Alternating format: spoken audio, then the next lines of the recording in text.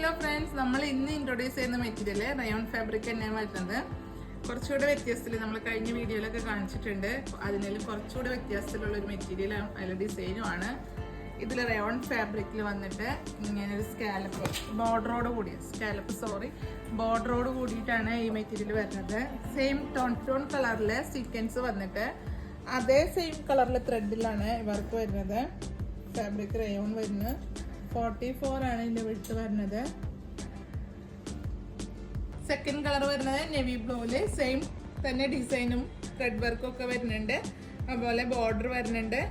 ഇതിന്റെ lining attach ചെയ്ത് stitch ചെയ്യേണ്ട ആവശ്യമില്ല, എന്താണെന്ന് വെച്ചാൽ റയോൺ ഫാബ്രിക് ആയതുകൊണ്ട്. അപ്പോൾ ഇതിന്റെ കളർ വരുന്നത് നേവി ബ്ലൂ ആണ്. നെക്സ്റ്റ് കളർ വരുന്നത് ഇലപ്പച്ച കളറിലാണ്. സെയിം ഡിസൈനും മെറ്റീരിയലൊക്കെ സെയിം ആണ്. ഇതിൻ്റെ പ്രൈസ് വരുന്നത് 180 രൂപ പെർ മീറ്റർ റേറ്റ്. അപ്പോൾ പെട്ടെന്ന് സോൾഡ് ഔട്ട് ആവുന്ന ഒരു ഐറ്റമാണ്. നമ്മൾക്ക് ലിമിറ്റഡ് സ്റ്റോക്കേ ഇതിലൊക്കെ ഉള്ളൂ.